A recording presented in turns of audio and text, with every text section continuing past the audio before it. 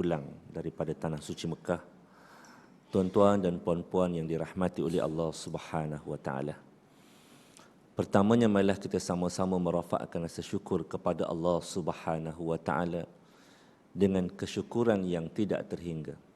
Kerana pada pagi ini kita masih lagi dirahmati dan diberkati oleh Allah Subhanahu wa taala untuk menjadi sebahagian daripada hamba-hamba Allah Subhanahu wa taala yang diberikan kekuatan untuk bangun di awal pagi dan rukuk dan sujud kepada Allah Subhanahu wa taala bagi menzahirkan rasa ubudiyah kita kepadanya. Mudah-mudahan pengorbanan kita yang kecil ini akan diingati oleh Allah Subhanahu wa taala di hari akhirat nanti untuk kita mendapat redha Allah Subhanahu wa taala. Sedangkan redha Allah taala itu akan membawa kita ke syurga insya-Allah. Tuan-tuan dan puan-puan yang dirahmati oleh Allah Subhanahu wa taala, buat pertama kalinya saya berceramah di surau ini, rasa gemetar rasanya. Sebab surau ini hebat. Gara-gara surau inilah seluruh masjid negeri Selangor dimerdekakan. Alhamdulillah. Walaupun kita berhadapan dengan kesengsaraan selama setahun lebih kurang, surau kita dikunci dan sebagainya, tetapi akhirnya Allah Ta'ala memberikan pertolongan kepada kita. Maka benarlah janji Allah, in tansurullah yansurkum wa yusabbit aqdamakum. Makanya saya hari ini berhadapan dengan orang-orang yang doanya makbul di sisi Allah Subhanahu wa taala insya-Allah. Tuan-tuan dan puan-puan, dalam kesempatan yang ringkas ini saya nak mengajak tuan-tuan merenung suatu kisah yang masyhur di dalam Al-Quran yang Allah Ta'ala abadikan dalam surah Yasin. Di mana peristiwa ini banyak memberikan pengajaran kepada kita untuk memahami tentang watak-watak manusia di atas muka bumi ini. Dan bagaimanakah kesudahan watak-watak ini, dan di sinilah juga Allah Ta'ala ceritakan bahawa janji Allah Ta'ala itu sentiasa bersama-sama dengan orang-orang yang benar. Cerita yang saya maksudkan ialah cerita kaum Antaqiyah yang Allah Ta'ala abadikan dalam surah Yasin.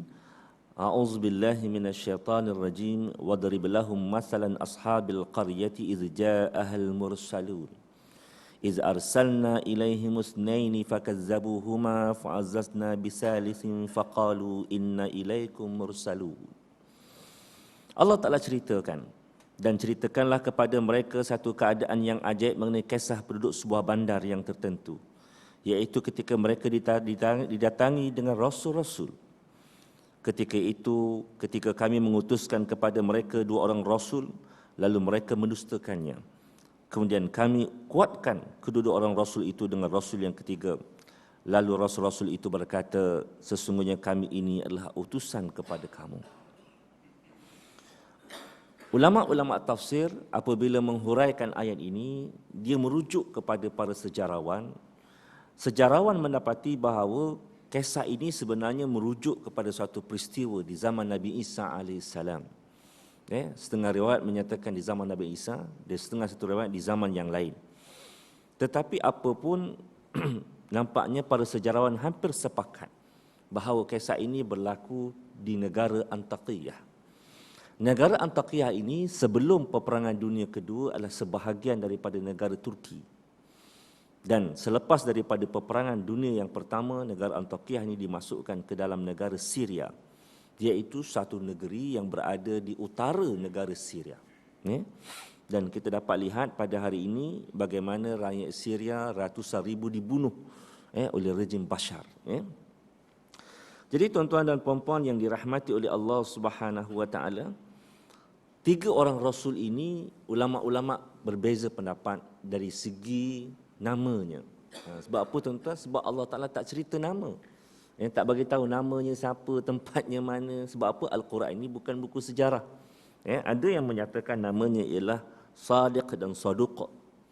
Ada yang menyatakan namanya Sadiq, Saduq dan Salum. Jadi ini nama-nama lah yang diceritakan oleh ulama-ulama tafsir tentang 3 orang rasul yang diutuskan oleh Allah Subhanahu wa taala kepada kaum Antaqiyah. Ada juga yang menamakan mereka itu sebagai Sama'un dan Yohanes. Dan ada juga yang menamakan seorang lagi dengan nama Sam'an. Jadi macam-macam nama yang diberikan oleh para ulama. Cumanya tuan-tuan, yang menjadi fokus kita bila mana kita membaca kisah dalam Al-Quran bukan faktanya tetapi ibrahnya. Kerana apa? Al-Quran ini bukan buku sejarah. Al-Quran ini kalamullah. Jadi yang paling penting yang nak dibawa di sini ialah tentang ibrah daripada kaum Antaqiyah. Antara kejayaan bagi dua orang Rasul ini tuan-tuan ialah dia berjaya mengislamkan seorang daripada rakyat Antaqiyah. Daripada ramai-ramai itu, daripada beribu-ribu, mereka hanya berjaya mengislamkan seorang saja, iaitu Sahibul Yasin, ataupun dikenali oleh para ulama sebagai Habib An-Najjar. Habib An-Najjar ni dia tukang jahit.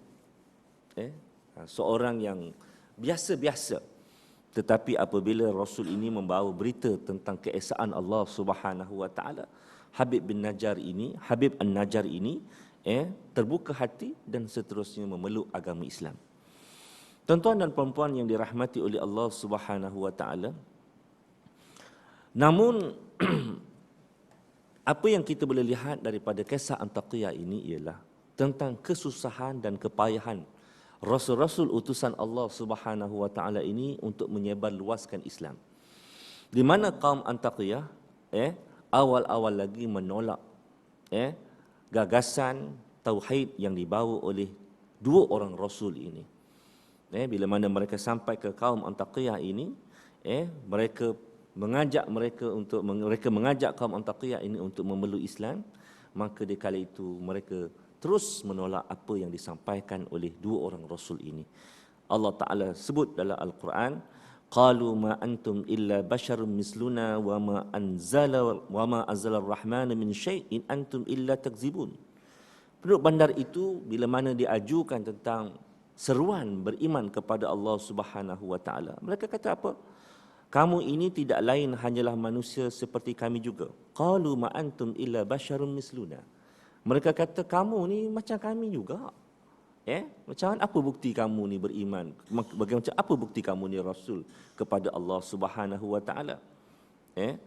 Dan Allah Taala menyatakan wa ma anzala ar-Rahman min syai'in in antum illa takzibun. Dan Tuhan yang Maha Pemurah tidak menurunkan sesuatu pun tentang agama yang kamu dakwakan. Kamu ini tidak lain hanyalah berdusta. Maknanya orang-orang yang kafir kepada Allah Ta'ala tu semacam lebih tahu pula daripada dua orang Rasul ni. Dia kata Tuhan tak hantar orang macam ni, melainkan kamu ni berdusta. Jadi negara Antaqiyah ni tuan-tuan, negara yang kaya, negara yang makmur, yang mewah, tetapi mereka kafir kepada Allah Subhanahu wa taala, maka Allah Ta'ala datangkan dua orang Rasul. Setengah ulama kata Rasul itu memang Rasulullah, ada setengah riwayat menyatakan Rasul itu ialah utusan daripada Nabi Isa AS yang diutuskan kepada kaum Antaqiyah. Baik. Jadi bila mana mereka sampai kepada kaum Antaqiyah ini, mereka memerlukan bukti. Maka dengan izin Allah Subhanahu wa taala, dua orang Rasul ini telah pun menunjukkan buktinya. Antara bukti yang besar yang dilakukan oleh dua orang Rasul ini ialah mereka berjaya menghidupkan orang yang mati. Mereka berjaya menghidupkan orang yang mati. Orang tu dah mati, dihidup-hidupkan semula. Orang yang buta boleh celik. Kan? Jadi bila begitu keadaannya, mereka rasa terkejutlah. Macam mana seorang manusia biasa tetapi boleh bawa suatu keajaiban. Mereka dah mula goyang. Tetapi oleh kerana kekufuran yang amat teguh, kekufuran yang amat dahsyat, maka mereka menolak apa yang dibawa oleh dua orang Rasul ini, apa yang dibuktikan oleh dua orang Rasul ini, dan mereka menyatakan in antum illa takzibun. Tidaklah kamu ini melainkan orang-orang yang berbohong kepada mereka.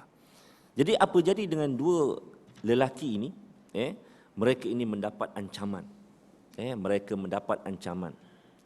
Kalau kau terus lagi berdakwah, surau kami kunci. Dululah, ni zaman sekarang. Kan, zaman sekarang terus saja buat aktiviti, surau kami kunci, tutup surau, kami runtuhkan surau. Zaman tu runtuhkan surau, kunci surau, zaman tu. Tapi kaum Antaqiyah ni lebih dahsyat. Dia bukan hanya sekadar nak tutup surau. Dia kata apa?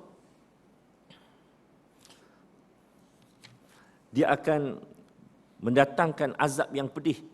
Dia kata apa? Qalu inna tatayyarna bikum la illam tantahu lanarjumannakum wa la yamassannakum minna azabun alim.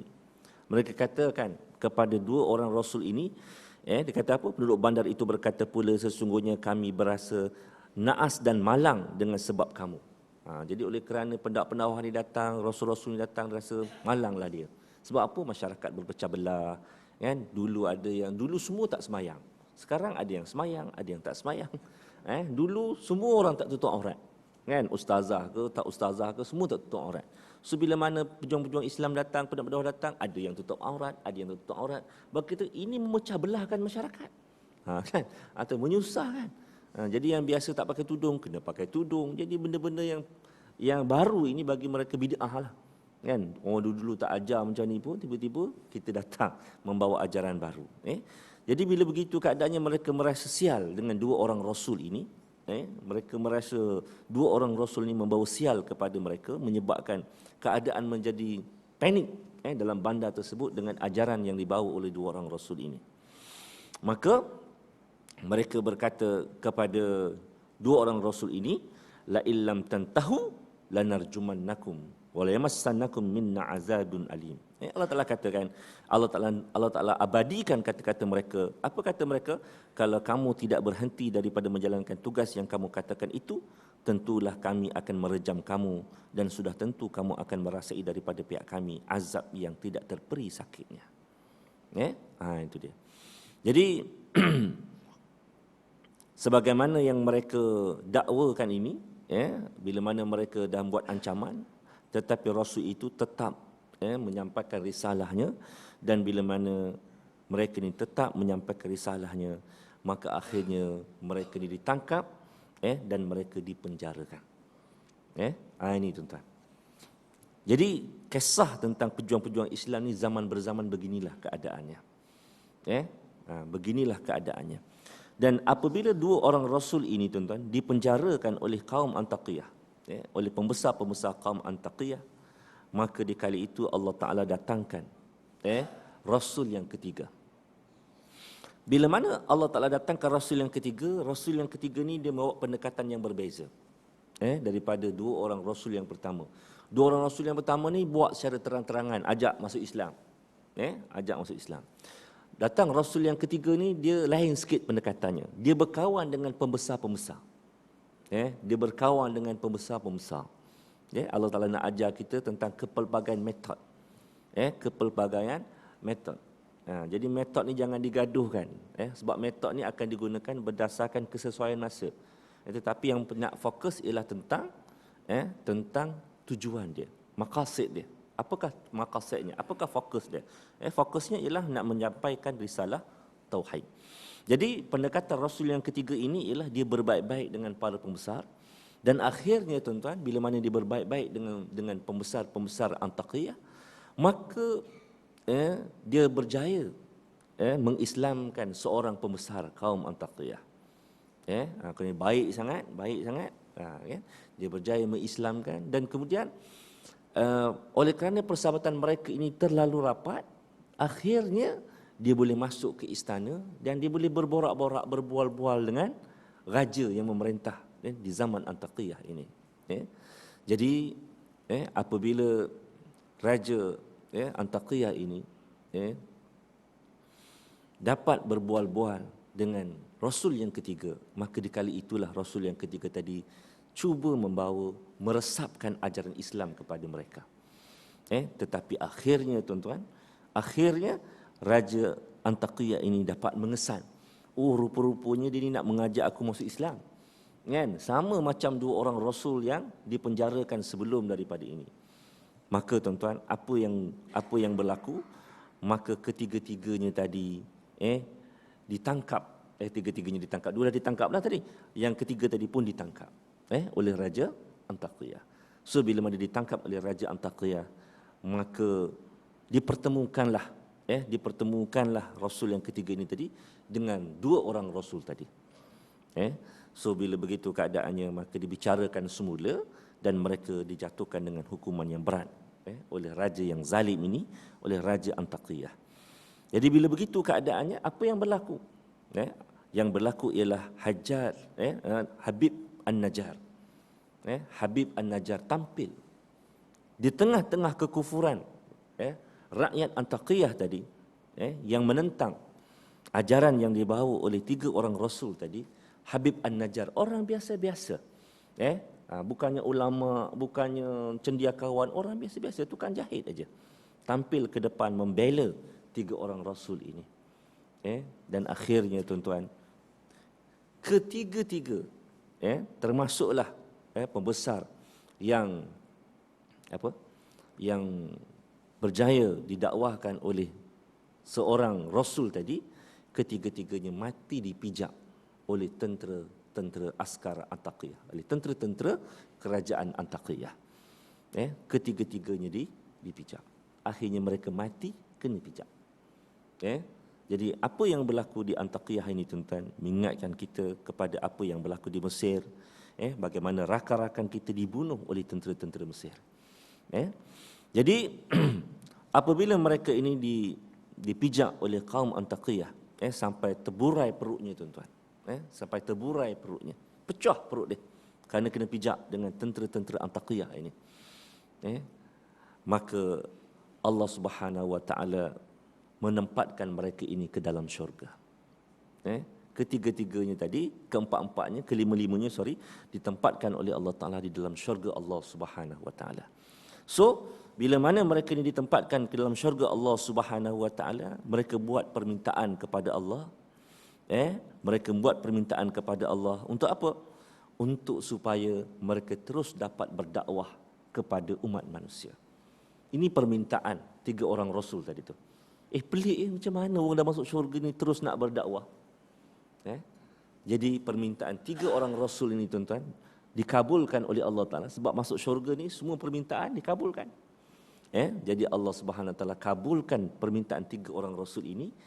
Dan bagaimana Allah Ta'ala mengkabulkannya? Allah Ta'ala mengkabulkannya dengan mengabadikan kisah Antaqiyah ini dalam Al-Quran, dan kemudian kisah ini dibaca oleh umat Muhammad sallallahu alaihi wasallam, dan di kali itulah 3 orang Rasul ini meneruskan dakwahnya.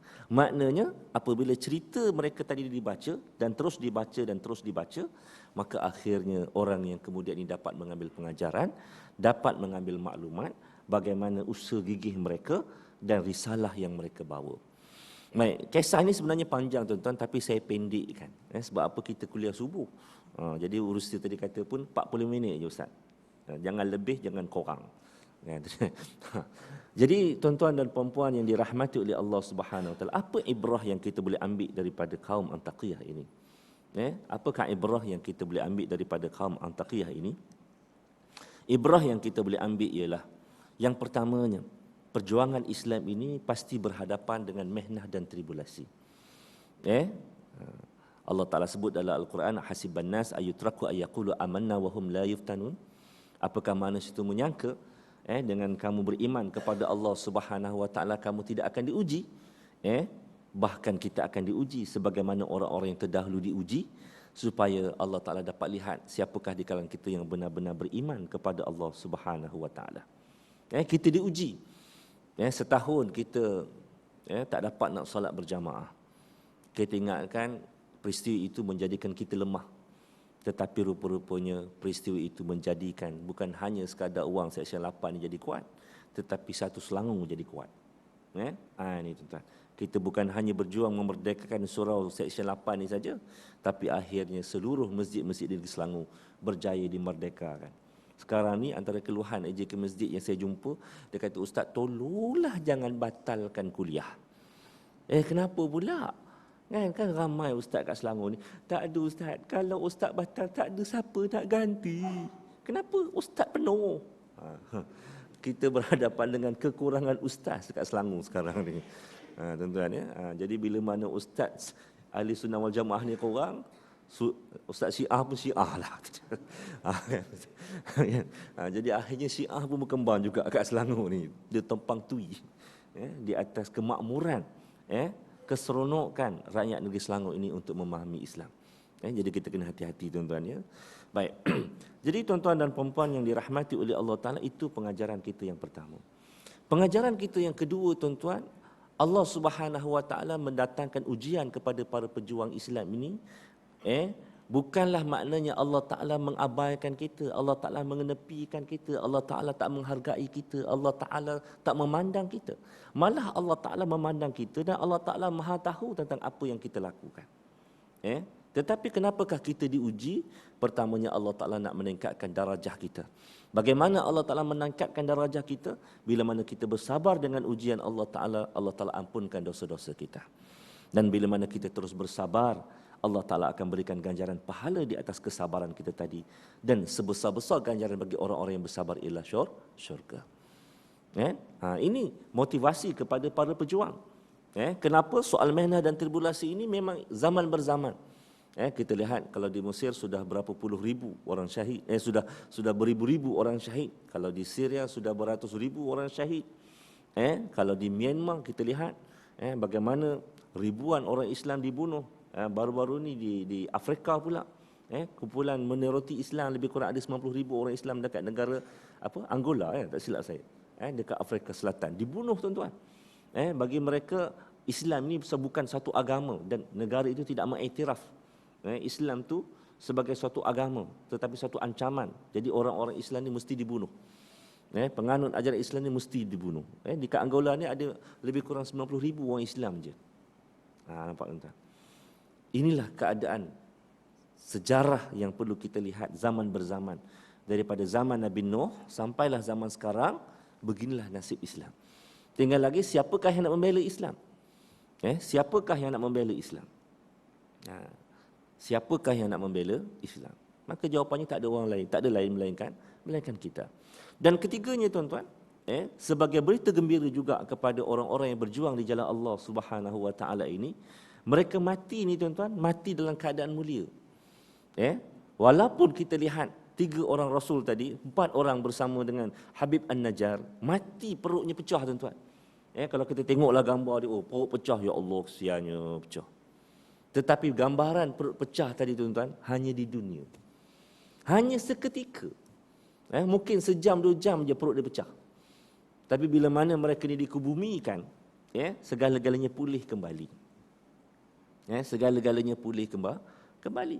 Penyakit darah tinggi, kencing manis, kanser, apa-apa penyakit yang kita lalui atas dunia ni, aksiden, kena kencing manis, potong kaki dan sebagainya, yang kita hina kan, gantung kaki kan, gitu, hina orang yang kena kencing manis, itu semua hanya gambaran di dunia.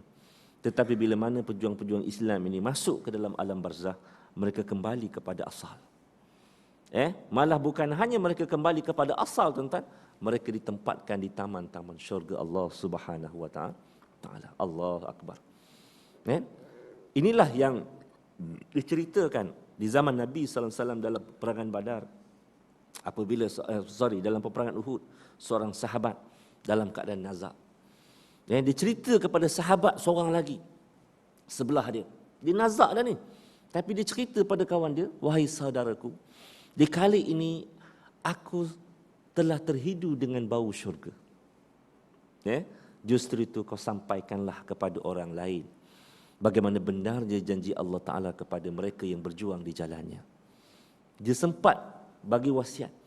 Sebab itulah tuan-tuan, tak pelik kita tengok orang yang mati syahid ni muka dia senyum aja. Sebab apa? Dia dah terhidu syurga, dia dah nampak dah bayang-bayang syurga depan mata dia. Sebab tu dia tersenyum. Gitu. Jadi kesakitan, kepayahan, kesusahan berjuang di jalan Allah Subhanahu Wa Taala sebenarnya hanya seketika. Tetapi ganjaran syurga Allah Taala itu kekal abadi. Ini sebagai motivasi kepada mereka yang berjuang di jalan Allah Subhanahu Wa Taala, mereka yang berpegang teguh dengan ajaran Allah Subhanahu Wa Taala. Yang keempat, apabila kita bercakap berkenaan dengan perjuangan Islam, biasalah bila mana kita bercakap dengan manusia ini tuan, manusia menuntut bukti.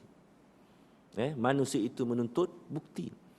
Jadi kita sebagai pejuang-pejuang Islam kena tunjuk bukti. Bagaimana Islam ni indah, bagaimana Islam ni cantik, bagaimana Islam ni comel. Kita kena tunjuk bukti kepada manusia. Tetapi tuan-tuan jangan mengharapkan dengan bukti-bukti itu tadi mereka akan masuk Islam juga. Mereka akan sokong Islam juga. Belum tentu lagi tuan-tuan. Belum tentu lagi. Dua orang Rasul tadi apa yang tak ditunjukkan kepada kaum Antakiyah, kehebatan-kehebatannya. Tetapi mereka tetap degil. Jadi maknanya tuan-tuan, soal hidayah itu bukan kerja kita. Hidayah itu milik Allah Subhanahu Wa Taala. Yang penting ialah kita mendekatkan manusia tadi kepada hidayah. Surau ini peranannya mendekatkan manusia kepada hidayah. Soal manusia tadi nak mengambil hidayah tadi ataupun tidak, itu soal Allah Subhanahu Wa Taala. Allah Taala tak tanya kita berjaya ataupun tidak, tetapi Allah Taala tanya kita berusaha ataupun tidak. Saya difahamkan Seksyen 8 ni ramai jutawan. Kan? Jadi kalau nak minta derma kat sinilah. Kan? Dia berapa je ada dalam poket, ada 1,000 bagi 1,000. Oh, hebat tuan. Ini gementar ni tuan, berhadapan dengan Allah, tengok muka semua jenis-jenis semua kan, Allah. Ni saya pun tak macam tu kan. Kalau nak derma tengok dulu, oh RM10 masuk balik, RM1 okey masuk. Tapi tuan-tuan, saya diberitahu masya-Allah, ada 100, ada 50, Allah Akbar. Cerita-cerita ni masyhur tuan-tuan. Sebut Seksyen 8 ni macam itulah. Mereka begitu dekat dengan Allah Subhanahu Wa Taala. Jadi tuan-tuan dan puan-puan yang dirahmati oleh Allah Subhanahu Wa Taala, hari ini kalau kita tengok apa bukti yang kita tak tunjukkan kepada manusia. Kita dah tunjukkan dah. Tetapi manusia lagi tetap degil, tetap tak mahu untuk menerima Islam. Jadi kita kena bersabarlah bagaimana 3 orang Rasul tadi bersabar. Walaupun sabar ni tuan-tuan rasa pahit nak sebut. Ustaz ni senanglah cakap sabar. Kami yang menanggungnya ustaz ni. Kami yang menanggungnya. Kan? Betul lah tuan-tuan. Kadang-kadang orang marah. Pengalaman saya jadi qadi, bila mana ada orang perempuan mengadu, saya cakap sabarlah kak, sabar. Inilah ustaz. Sabar. Yang menanggung bukan ustaz, saya. Tuan-tuan, setuju tak setuju, sabar ni adalah ubat yang paling baik. Ubat yang paling mujarab. Kan? Masa kita kata sabar, marah. Lepas 3 bulan, lepas tu datang pejabat senyum. Terima kasihlah ustaz. Berkat nasihat ustaz ni sekarang alhamdulillah selesai dah. Apa ubat? Sabar. Saya terima pakailah ustaz, sabar. Kan? Itu tengah marah. Kan macam mana kita nak cari penyelesaian kan? Jadi bila mana dah reda, dah tenang, barulah boleh bincang kan. Baik. Jadi tuan-tuan dan puan-puan yang dirahmati Allah, kalau kita tengok dalam konteks tempat kita ni kan, kita tengok beberapa kejayaan Islam yang telah berjaya memberikan keadilan kepada manusia. Banyak kalau kita nak bagi contoh, banyak. Contoh kalau kita tengok dalam sistem sekolah agama kita tuan-tuan. Sekolah agama ni tuan-tuan, kalau tahun 80-an dulu masuk saya sekolah agama Syambuddin Kampung Jawa, orang kata, ustaz nak masuk sekolah agama ni nak kerja apa? Tak ada masa depan. Tak ada kerja, tak ada perspektif, bukan prospek, tak ada perspektif. Dia cakap dengan bapak saya lah, bukan cakap dengan saya, sebab saya budak lagi. Kan? Bapak saya kata tak apalah, yang penting sekolah agama. Rezeki itu di tangan Tuhan. Tapi alhamdulillah hari ini kita tengok bagaimana sekolah agama tumbuh macam cendawan. Mahat tahfiz tumbuh macam cendawan. Sebab apa? Mak bapak dah melihat tentang kualiti hasil tarbiyah dalam sistem pendidikan Islam. Nampak? Ini kejayaan. Ini kejayaan siapa? Ini kejayaan para ulama. Kalau kat Selangor ni tuan-tuan, kita ucap syabas kepada para ulama kita, para mufti kita yang terdahulu, para agamawan kita yang bertugas di jawatan agama sebelum daripada ni. Ingat tak zaman Khair Johari? Zaman Khair Johari tuan-tuan, diarahkan sekolah-sekolah agama sebanyak 22 buah sekolah tu tutup. Tapi kat Selangor ni kita tutup sebulan je. Lepas tu kita buat degil, buka. Waktu tu 21, sekarang dah 22. Waktu tu 21. Kita tutup sebulan je. Lepas tu kita buka balik. Oleh kerana sifat degil para ulama ini, degil tadi bukan sebab nakal, bukan sebab jahat. Degil tadi kerana mempertahankan Islam. Maka akhirnya kita berjaya melahirkan ramai agamawan di negeri Selangor ini, alhamdulillah. Dan bukan hanya di negeri Selangor, tetapi SMKA tumbuh macam cendawan.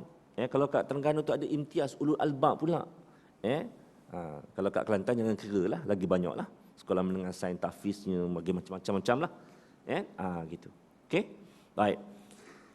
Ini kejayaan para ulama. Begitu juga kejayaan para ulama berdakwah kepada kita, tuan-tuan. Apabila orang-orang wanita-wanita kita dah ramai yang berjilbab. Tahun 70-an dulu, kalau nak dikira, tuan-tuan, berjilbab ni, ya Allah, zaman saya kanak-kanak dulu, bila jumpa wanita jilbab ni, orang tua kata apa? Zamri, hati-hati ya. Tapi dia tak cakap Melayu, dia cakap Jawa, tuan-tuan. Tapi kalau saya cakap Jawa dengan tuan-tuan tak faham pula. Kan, wak seorang kat sana tu je faham. Geng Jawa saya. Kan, itu dia. Dia cakap Jawa lah. Dia kata, Zamri, kalau kau jumpa hantu kom-kom, kalau kau jumpa orang berjilbab ni jangan dekat. Sebab apa? Dia hantu kom-kom. Kenapa pula dikatakan hantu kom-kom? Sebab dia ni berjilbab. Lepas tu kalau jumpa budak-budak aje. Jumpa orang tua tak ada. Kalau jumpa budak-budak, dipenggal kepalanya. Kenapa awak kau dipenggal kepalanya? Nak buat piling jambatan Kelang. Tahun 80-an kan kita tengah buat jambatan yang kedua, tuan-tuan. Kan dulu ada jambatan kota kan. Lepas tu ada jambatan yang kedua. Tuan-tuan bukan orang sini mana tahu kan. Kan? Orang sini tahulah kot. Kalau orang Selangor dia tahu. Jambatan kota tu jambatan yang besi tu. Kan? Lepas tu jambatan yang kedua tu jambatan yang sebelah India Town. Apa? India Town. Kan? India. Kan? Itu dia. Lah sana tu. Itu jambatan kedua. Ada kata nak buat jambatan kat situ. Ketakutanlah kita orang tu, tuan. Jolokkan kepada orang berjilbab pada masa itu hantu kom-kom, yang kedua hantu stokin. Ingat sangat tu, tuan, sampai saya. Ingat sangat saya sampai sekarang. Tetapi berkat kesungguhan para ulama hari ini, kita tengok ramai muslimah kita berjilbab. Ramai muslimah kita berjilbab. Dan kita nampak bagaimana kejayaan orang berjilbab ini, mereka menjaga maruahnya, mereka menjaga harga dirinya. Ala Ustaz, ada je orang perempuan yang berjilbab kena tangkap halwat. Saya tak nafi, tuan-tuan, ada. Ada. Tetapi yang tak tutup aurat lebih ramai daripada yang berjilbab yang kena tangkap halwat. Orang yang tak berjilbab lebih ramai ditangkap halwat berbanding dengan orang yang berjilbab. Takkanlah seorang dua tu kita nak hukum keseluruhannya. Kan? Itu dia. Okey. Kalaupun kena tangkap halwat, sekurang-kurangnya dia dah menutup aurat. Dosanya satu je. Apa dosa? Berkhalwat. Tapi dosa dedahkan aurat tak ada. Tapi orang yang dedah aurat kena tangkap halwat, dua dosa. Pertama, dosa dedah aurat. Yang kedua, dosa kena tangkap halwat. Dosa berkhalwat. Itu dia. Yang ketiga, kalau kita lihat kejayaan para ulama, mengubah manusia, berdakwah kepada manusia, kejayaan para ulama kita, tuan-tuan, berkat dengan tarbiyah Islamiah hari ini, ramai orang semayang. Ramai orang semayang. Agak-agak, tuan-tuan, Seksyen 8 ni tahun 80-an tu ada tak semayang subuh ramai-ramai macam ni? Surau 80-an mana ada surau ni, Ustaz? Tak ada surau lagi. Kan? Jangankan dekat surau ni, tuan-tuan, dekat R&R. Allah ramainya orang semayang, tuan-tuan. Kalau maghrib tu terpaksa queue. Kan? Kadang-kadang ni terlebih amal pula. Allah, lepas semayang tu Assalamualaikum, berzikir pula. Doa panjang pula, cilaka betul. Tuan, jadi kita kena fahamlah, tuan-tuan. Kalau tempat sempit macam tu, tak ramai, janganlah nak berzikir dan berdoa panjang-panjang pula. Lepas salam bangunlah. Tak ada masalah. Sebab zikir doa tu sunat je. Tapi kalau tuan-tuan ada masa, berzikirlah. Kan? Jangan tak berzikir pula. Kan? Itu dia. Okey? Itu dia. Cumanya bila mana kita dah ramai orang rajin semayang ni, tuan-tuan, masalah pula ilmu tentang semayang tu kurang sikit. Kalau tuan-tuan pergi dekat R&R tu, sini jamaah, sini jamaah, sini jamaah, sini jamaah. Satu surau tu 5-6 jamaah ada. Ya Allah. Patutnya satu jamaah je lah, kan? Ustaz, kita tak tahu dia semayang apa, Ustaz. Ikut je lah. Kan? Ikut je lah. Kita orang nak jamak qasar ni, Ustaz. Kan? Kita nak jamak qasar ni, Ustaz. Betul lah nak jamak qasar.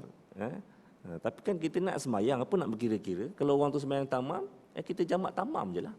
Kalau orang tu qasar, kita jamak qasar lah. Kan? Tak tahu semayang apa. Semayang maghrib ke semayang isyak ke? Saya nak semayang maghrib. Dia nak semayang isyak, mana sama, Ustaz? Ada tak dalam syarat sah semayang tu, kita mesti semayang yang sama? Ada tak? Dalam syarat bermakmum, ada tak? Tak ada kan? Tak ada. Kalau tak ada, salah ya. Kan? Dia semayang isyak, kita semayang maghrib. Ikut je lah. Lepas tu kita sambah lah. Kalau dia semayang isyak, qasar 2 rakaat, kita 3 rakaat, maka kita tambahlah 1 rakaat lagi. Habis Ustaz, kalau dia 4 rakaat, macam. Kalau dia 4 rakaat, kita sembahyang maghrib 3 rakaat. Macam Ustaz. Ustaz ni mana-mana buat hukum. Mufarakah lah tuan-tuan. Mufarakah lah. Sebab kita tak tahu kan. Kita tak tahu. Kan? Itu dia. Baik. Tetapi begitulah kaedahnya. Bila mana kita sembahyang berjamaah di RNR. Kalau boleh itu janganlah banyak. Kalau boleh itu biarlah sembahyang berjamaah tuan-tuan. Kadang-kadang tak ada jamaah langsung, semua sembahyang seorang-seorang aja. Kan? Itu dia. Jadi kita budayakan solat berjamaah tu, kita budayakan insya-Allah. Baik. Seterusnya tuan-tuan, kita lihat bagaimana orang yang solat ini jadi baik. Orang yang solat jadi baik. Apa bukti? Apa bukti orang solat ni jadi baik? Tuan-tuan tengok kutipan zakat dekat negeri Selangor. Setakat saya meninggalkan MAIS tahun 2012. Tahun 2011 saya tinggalkan MAIS. Collection zakat pada masa itu 480 juta. Dan saya rasa tahun ini dah cecah 500 juta dah. Nampak pemurahnya. Orang-orang yang solat ini, bila mana dia solat, dia akan bayar zakat. Bila mana solat, dia akan bagi wakaf. Bila dia solat, dia akan bagi wakaf. Dan hasil kutipan wakaf kita pun meningkat. Dekat negeri Selangor. Ni. Baik. Apa lagi kejayaan kita? Kejayaan kita tuan-tuan. Para pendakwah ni berjaya mendidik kita untuk menerima sistem kewangan Islam. Ini yang paling besar lah. Kejayaan yang paling besar. Sampai kejayaan kita pada tahun 2013 ini, 2 akta. Akta Bank Islam, Akta Takaful disatukan menjadi Akta Kewangan Islam. Tahun 2013. Tahun 2009, kita berjaya meminda Akta Bank Negara. Dengan memasukkan sistem kewangan Islam itu sebagai sistem kewangan negara. Sebelum tu Akta Bank Negara memperuntukkan bahawa sistem kewangan negara kita ialah sistem kapitalis. Maknanya Bank Islam yang ditubuhkan tahun 82 tuan-tuan masih lagi menggunakan Akta Bank Negara yang menyatakan bahawa sistem kewangan negara kita ialah kapitalis. Tapi oleh kerana Bank Islam itu ditubuhkan oleh Parlimen, oleh satu akta di Parlimen, maka dia boleh ditubuhkan. Tapi kalau bank-bank biasa memang tak boleh tubuh. Sebab apa? Sebab berlawanan dengan Akta Bank Negara. Tapi hasil usaha kita tuan-tuan, akhirnya Bank Negara mengubah akta dia. Dan kerajaan kita pun setuju untuk satukan Akta Bank Negara dengan Akta Takaful. Disatukan. Jadi Akta Kewangan Islam. Baik, ini kejayaan kita. Dan akta dan kewangan kita ini tuan-tuan, sistem kewangan yang diamalkan di Malaysia, we are pioneer dalam Islamic finance. Dan kejayaan kita ini bukan hanya sekadar dikongsi rahmatnya oleh rakyat Malaysia, tetapi seluruh dunia. Seluruh dunia tuan-tuan. Seluruh dunia berkiblat kepada kita tentang sistem kewangan Islam. Hatta orang-orang Arab pun, yang banyak ulama-ulama tu, bila mana nak cari CEO, bila mana nak cari GM, nak urus bank Islam mereka akan cari profesional daripada Malaysia. Sebab kita apa? Sebab kita ada expert. So yang lebih menarik lagi, sistem kewangan Islam ini bukan hanya diterima oleh orang Islam, tetapi juga oleh orang bukan Islam. So data yang amat menggerunkan tuan-tuan, players dalam industri kewangan Islam ni 85% is non-Muslim. Orang Melayu Islam ni hanya mewakili 15% sahaja. Suatu yang amat menduka citakan. Payah tuan-tuan nak ajak orang Melayu berubah ni payah tuan-tuan. Payah sangat. Kan? Alah Ustaz, apa salahnya Ustaz simpan dalam bantal pun okey apa? Alah Ustaz, saya simpan dekat bank konvensional Ustaz, saya tak ambil riba, saya ambil yang halal aja. Tuan-tuan, ambil riba ke tak ambil riba, tuan-tuan terlibat dengan riba. Sebab apa? Bila mana kita menyimpan dekat bank konvensional, kita memperkukuhkan cash flow kepada bank konvensional untuk dia menguruskan bisnes dia. Dan mereka juga akan mendapat untung daripada wang tunai yang kita simpan dekat bank tadi. Bank dapat untung, kita pun dapat untung. Maknanya kita memperteguhkan kewangan konvensional. Yang guna kad kredit pula keluarkan fatwa. Dia kata, Ustaz, kita orang diguna kad kredit konvensional Ustaz, tapi kita orang bayar on time. So kita orang tak terlibat dengan riba. Tuan-tuan bayar on time ke, tuan-tuan bayar tak on time ke, tuan-tuan tetap terlibat dengan riba. Ustaz ni macam anti kad kredit je. Tak, saya pakai kad kredit. Tetapi saya pakai yang Islamik. Saya pakai Islamik. Islamik kad kredit. Kan? Itu dia. Jadi, kenapa saya katakan tuan-tuan bayar on time ke tak bayar on time, tuan-tuan terlibat dengan riba? Sebab bila mana kita swipe saja, 2.5% daripada harga barang tadi akan menjadi keuntungan kepada bank. Yang menawarkan kad kredit. Maknanya kita memperteguhkan sistem konvensional. So mana-mana ustaz-ustaz yang mengajar kata tak apa, bayar, yang penting bayar on time. Tolong tarik balik fatwa tu. Tolong tarik balik fatwa tu. Sebab kita bayar on time, kita bayar on time, kita tetap terlibat dengan riba. Jadi tuan-tuan, kenapa orang bukan Islam tertarik dengan sistem kewangan Islam? Satu kajian yang dibuat oleh Monash University, Profesor Bala, dalam satu seminar yang dianjurkan oleh Persatuan Ulama Selangor, dia kata apa? Orang bukan Islam ini, bila mana diajukan soalan, kenapakah anda memilih perbankan Islam sedangkan anda bukan Islam? Dan perbankan Islam ini adalah produk Islam. Dia kata kami tidak peduli tentang agama. Tetapi yang paling penting bagi kami ialah keadilan. Dan yang keduanya, sistem kewangan Islam memberikan kami jaminan risiko yang rendah. Risiko yang rendah. Pengurusan risiko yang rendah dalam sistem kewangan Islam. Kenapa? Dalam sistem konvensional, dia tak boleh nak unjuk bulan depan dia nak bayar berapa juta dekat bank.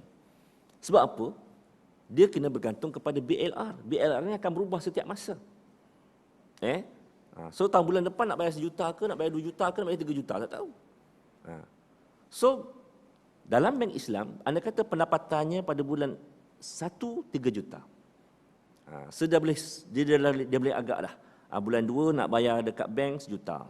500,000 lagi nak bagi bonus dekat staff. 500,000 lagi nak tambah modal. 1 juta lagi simpan sebagai keuntungan. Senang. Pengurusan risiko yang rendah. Sebab benda tu sama. Tapi kalau konvensional, dia akan berubah-ubah.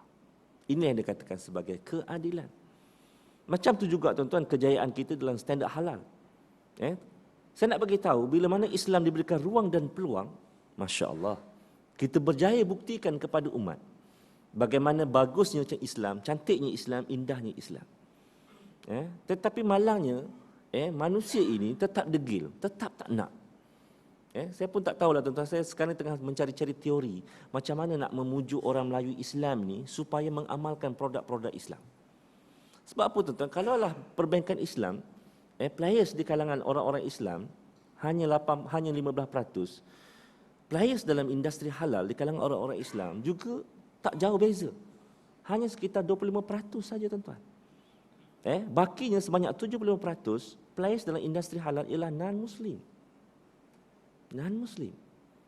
So bila mana kita bercakap tentang standard halal di kalangan non-Muslim, dia tak kisah tentang halal tu. Tetapi yang paling dikisah, sebab halal ni hal agama. Tapi yang paling dikisah ialah tentang safety, keselamatan makanan, safety food, healthy, clean. Ini yang dibicarakan oleh masyarakat bukan Islam. Di samping kajian menunjukkan bahawa orang yang menggunakan standard halal, perniagaannya akan meningkat, pendapatan perniagaannya akan meningkat antara 10 hingga 30%. Sebab itu orang bukan Islam sanggup bergolok gandai nak dapatkan standard halal. Sebab apa? Ini bisnes. Boleh jadi duit. Malah bukan hanya di Malaysia, di seluruh dunia tuan-tuan. Mereka berkiblat kepada standard halal di Malaysia. Tapi yang peliknya orang Islam Melayu kita kat Malaysia ni, Allah, apa-apa produk Islam lah tuan-tuan, yang ada nama Islam ni, Allah lambatnya. Bank Islam ke, standard halal ke, parti Islam ke, apa ke, slow je dia punya tu. Sambutan tu slow je. Orang bukan Islam pula. Tak kira lah, yang penting adil. Yang penting selamat. Gitu. Islam ke, apa ke, tak apalah, yang penting sistem ni bagus. Tuan. Mereka cepat belajar. Jadi kalau tuan-tuan ada teori lah macam mana cara nak memujuk orang Melayu kita ni tuan-tuan. Mungkin kena belajar dengan JWW Bush lah kot ataupun belajar dengan apa tu yang dekat Pulau Pinang tu siapa namanya? Macam mana mereka memikat orang-orang Melayu ni. Kan boleh ikut aja. Apa yang residen Inggeris sebut tu boleh ikut aja. Yang penting Inggeris cakap, ikut je orang Melayu ni. Kan? Tapi kalau Islam ni lambat sikit. Bukan tuan-tuan lah, orang lain. Tuan-tuan okey, orang lain. Tuan-tuan mungkin boleh seminarkan, bincangkan macam mana nak mengorat orang Melayu ni supaya mereka menjadi juara dalam menyambut produk-produk Islam ni tuan-tuan.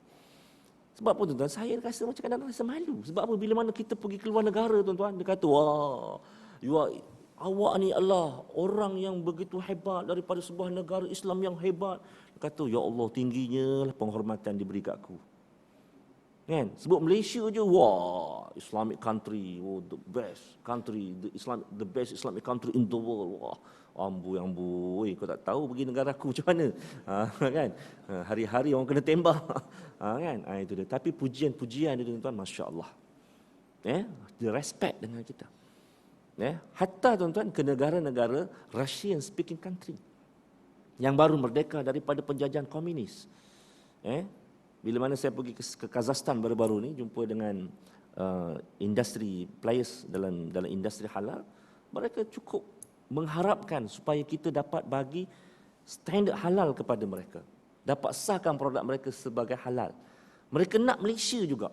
Kata you pergilah dengan Turki, you pergilah dengan negara lain. Oh no.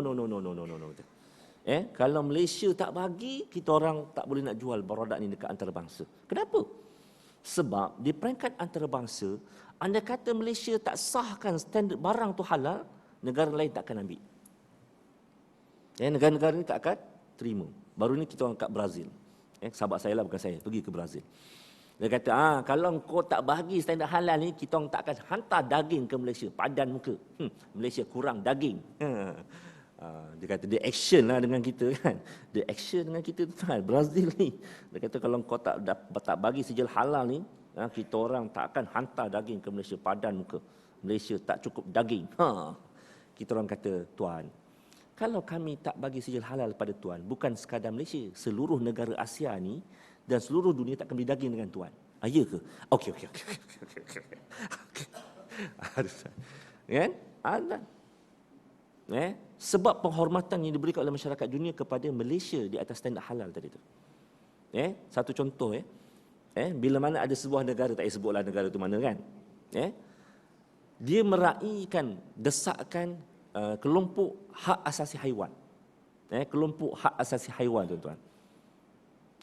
Dia kata menyembelih binatang ni kejam, menyalahi hak asasi haiwan. Maka kami bantah aktiviti penyembelihan. Jadi kerajaan dia pula, kerajaan sekular tuan-tuan. Dia pun terima. Betul. Okey. Hentikan operasi sembelihan. Tuan-tuan. Hentikan operasi sembelihan. So bila mana dia hentikan operasi sembelihan, maka Malaysia secara automatik respon. Dia kata okey, kita stop. Kita stop pemberian sijil halal. Kita declare dekat laman web kita, negara ni kita tak bagi sijil halal. Apa jadi tuan-tuan? Seluruh negara dunia hentikan ekspor daging daripada negara tersebut. Apa jadi? Akhirnya berlakunya lambakan lembu dan kambing yang tak diekspor. Bila mana berlaku lambakan kambing dan lembu tuan-tuan, petani-petani mengalami kerugian yang besar. So bila mana petani mengalami kerugian yang besar, mereka buat demonstrasi depan Kementerian Pertanian. So bila mana mereka buat demonstrasi besar-besaran tuan-tuan, kerajaan ni pun takut kalah pilihan raya kan. Jadi akhirnya dia pun panggillah balik, Mr. Jakim, please come. Tolong kita orang bangunkan balik standard halal kat negara kami ni.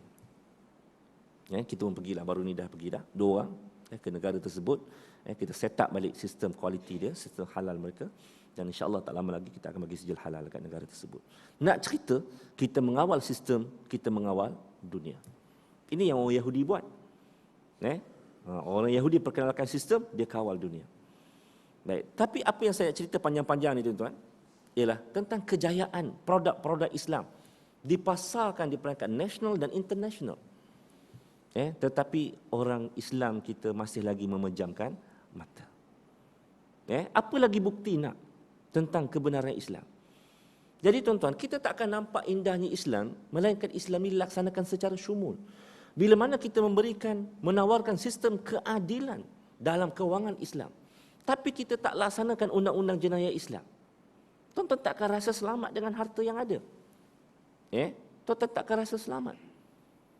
Bila mana kita menawarkan makanan yang halal bagi rakyat kita, tapi kita tak memastikan penyamun dan penyangak ini dihentikan, maka tuan-tuan, makanan halal tadi juga tidak boleh menjamin keamanan. Mungkin kita aman dekat api neraka besok, kita tak masuk neraka. Dalam mahsyar besok kita aman. Tetapi di dunia ini kita tak aman, tuan-tuan. Sebab apa? Masih lagi ada aspek-aspek yang pincang, yang tempang, yang tidak dilaksanakan. Payah sangat ke tuan-tuan nak laksanakan undang-undang jenayah Islam ni, tuan-tuan? Payah sangat ke? Yang saya pelik ni orang Melayu yang paling tak setuju ni. Saya kata, ya Allah, kenapalah orang Melayu ni kan? Kesianlah. Saya pun Melayu juga, tuan-tuan. Cuma saya Jawa lah, nasib baiklah bukan Melayu kan. Kan? Tuan-tuan mungkin boleh bagi idea kat saya lah, macam mana cara nak mengorak dia orang ni. Nak pujuk dia orang supaya terima undang-undang jenayah Islam ni, tuan. Yang sekarang kita duk pertahan ni, tuan, undang-undang konvensional yang kita warisi daripada zaman penjajah. Yang kita warisi dari zaman penjajah. Kenapa kita tak ubah? Kenapa kita masih lagi tertakluk dengan undang-undang penjajah? Tuan-tuan, kita tak bersedia. Ada orang kata kita tak bersedia. Kita ni masyarakat majmuk. Tuan-tuan, saya tanya dengan Cina-Cina tu dekat kampung saya, dia kata tak ada masalah. Itu potong tangan, tak ada masalah. Ustaz, apa mau takut, Ustaz? Bukan kita mencuri, Ustaz. Pencuri ini bukan kita, orang lain. Apa mau takut? Kalau itu pencuri kena kerat tangan, kita punya rumah tak ada pencuri masuk. Tidur malam, syok. Apa mau? Apa susah? Tapi bila tanya orang Melayu, susah, Ustaz. Masalah kita, Ustaz, sekarang ni kita masyarakat majmuk. Kita kena faham, Ustaz, realiti ni, Ustaz. Ini fake waqi'i ni, Ustaz. Fake waqi'i ni. Dia kena hujah-hujah fake juga, tuan-tuan. Berdasarkan maqasid syar'iyah, kita tak mungkin dapat melaksanakan undang-undang ini. Tuan-tuan, mana boleh maqasid syariah menolak syariah? Tak boleh. Maqasid syariah itu digunakan untuk menyokong syariah. Menyokong pelaksanaan syariah. Okey? Nak kata tak bersedia, tuan-tuan. Tuan-tuan tahu tak, Brunei itu, bila mana dia melaksanakan undang-undang jenayah Islam, dia banyak belajar dengan siapa? Belajar dengan Malaysia, tuan-tuan. Saya tahulah. Sebab pegawai-pegawai kat sana tu belajar master dengan saya kat universiti. Dia kata, Syekh, dia kata, negara kita orang ni pelik sikit. Kalau INTA dekat Malaysia ni duk berjuang laksana undang-undang jenayah Islam, pemerintah INTA tak nak. Tapi kat negara Ana, Sultan tu dah banyak kali dah cakap. Cuma kita orang ni tak bersedia. Ni yang datang ambil master ni tu dia. Dia belajar dengan kita, tuan-tuan. Ambil model undang-undang Kelantan, ambil model undang-undang jenayah Terengganu. Nak apply dekat sana, ambil garis panduan sebatan. Tuan-tuan tahu tak? Garis panduan sebatan, Malaysia dah ada dah. Sebatan syar'i tu. Bila mana saya jumpa dengan Ketua Hakim Sabah baru ni, dia pergi tengok sesi sebatan sivil dengan sebatan syarak. Dia tengok sebatan sivil, tuan-tuan, ya Allah, memang menggerunkan. Sekali sebat, terpecik darah. Takut. Bila pergi sebatan syarak, gini je, pek. Guna logik akal kan? Apalah sakitnya? Macam mana nak taubat macam tu, Ustaz? Macam main-main je, pek. Tapi bila mana seorang penjenayah tadi tu, seorang pesalah tadi disebat dengan sebatan syar'i, lepas sebat tu dipanggil. Walaupun 6 kali sebatannya, tuan-tuan, dipanggil dengan hakim tadi. Dia kata, apa rasa? Dia kata, Ya Arif, saya merasakan sepanjang 6 kali saya disebat ni, seolah-olah Allah Ta'ala berbisik dengan saya, bertaubatlah. Ini, tuan-tuan. Sistem ukubah dalam Islam bukan tahzib. Bukan ta'zib, tapi tahzib. Tahzibun wala ta'zib. Bukan sistem sebatan, konsep falsafah sebatan Islam ni mendidik bukan mengazab. Mendidik bukan mendera.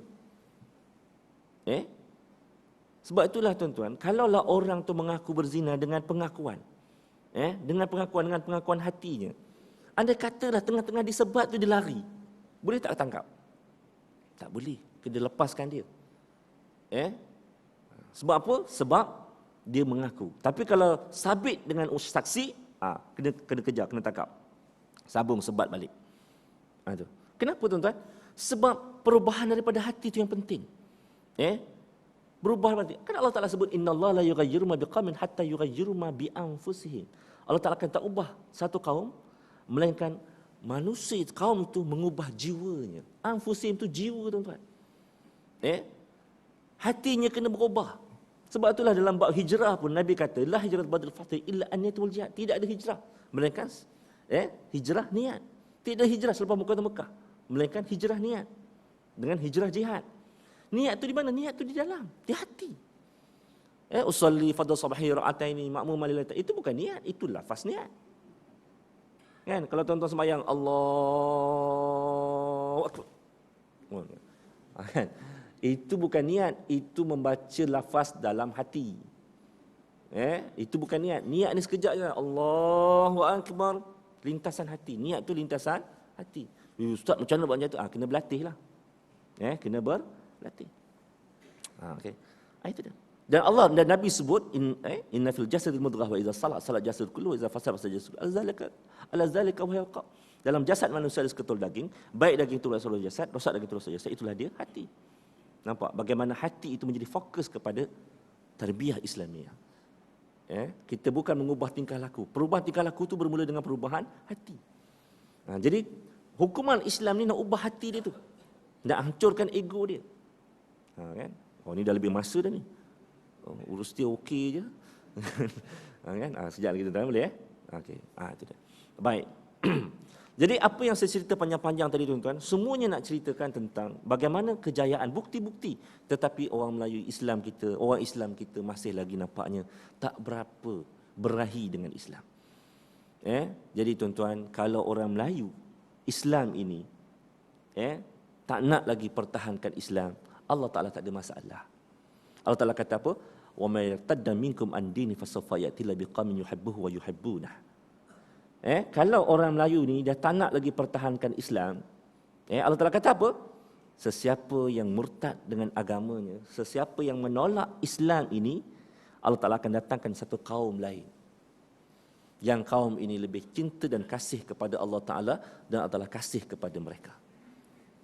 Kalau orang Melayu dah tak nak pertahankan Islam, walaupun dah beribu tahun dah tuan-tuan, kita menjaga Islam dekat Nusantara ni, kalau orang Melayu dah tak nak dah mainkan peranan ni, Allah Ta'ala akan datangkan kaum yang lain. Allah Ta'ala akan datangkan kaum lain. Tuan-tuan, letih tuan-tuan.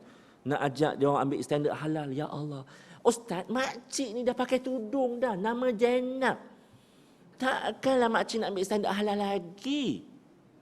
Takkan tak percaya dengan makcik ni Jual kuih je tuan, tapi actionnya, ya Allah. Letih tuan-tuan. Payah. Takkanlah makcik ni, pakcik dah pakai kopiah ni, nak goreng babi pula. Memanglah tuan-tuan tak goreng babi.